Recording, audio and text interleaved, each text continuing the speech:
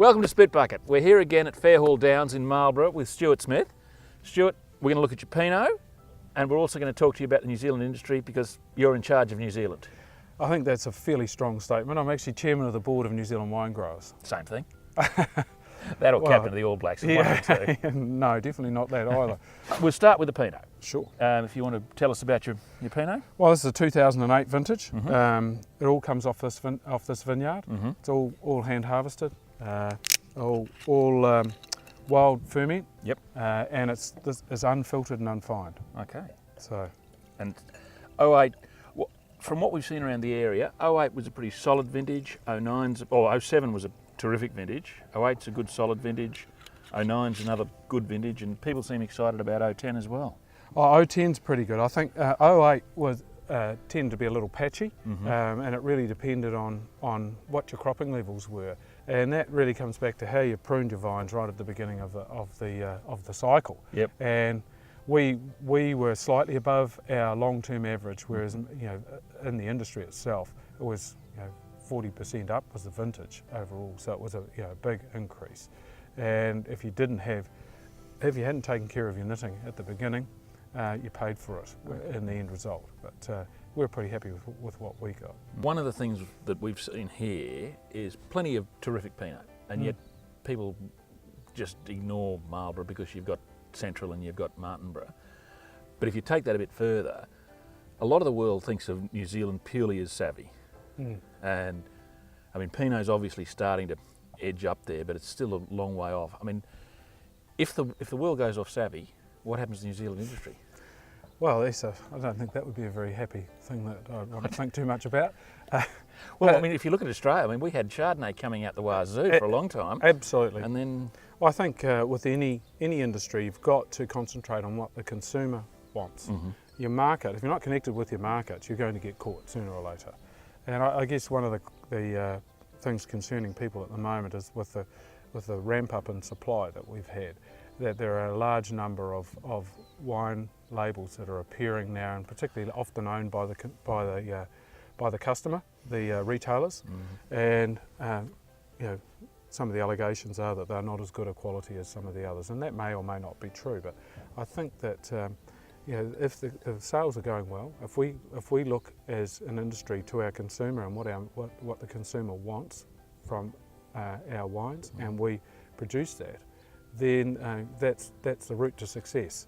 If we forget about what the consumer wants, then we're going to come unstuck pretty quickly. And I think the wine industry rewards actually not worrying about the money as your primary driver. People don't get into it for the money. Normally, if they do, they end up normally getting bitten. Well, they do, but I think you've got to, that would be true in general terms. But I think that if you've still got to make them, you've got to make. I'm not saying don't be commercially realistic, because you have to be.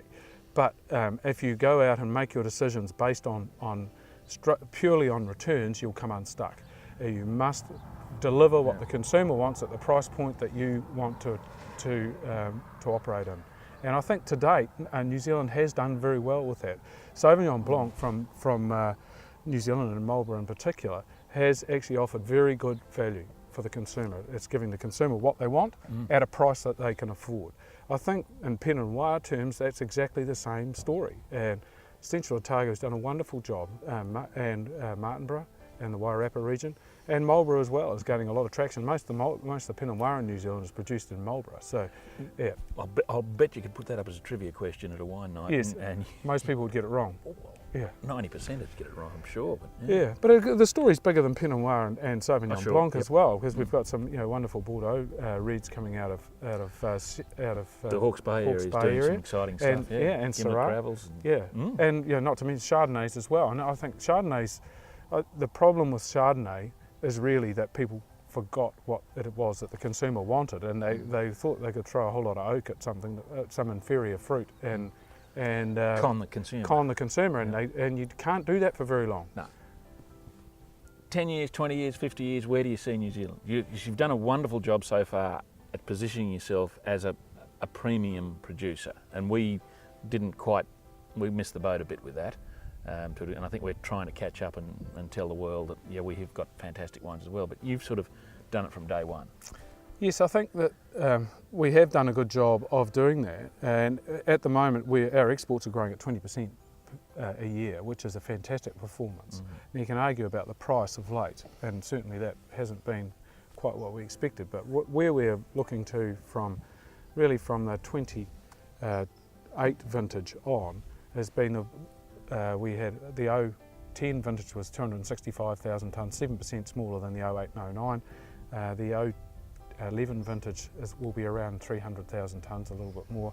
We're really reaching our productive capacity for the industry, and now it's going to be about growing value, not volume.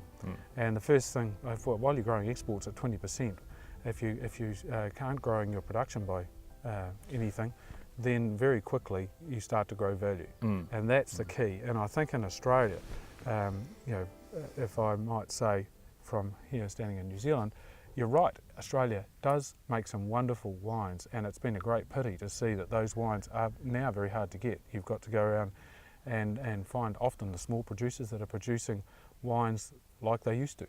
Stuart, thank you so much for coming on Spitbucket. That's pleasure. terrific, yeah. And thank you for showing us your wines. You're welcome. Now, surely there's got to be a heap of questions out of that. Send them in, we'll pass them on. And remember, we spit so you don't have to.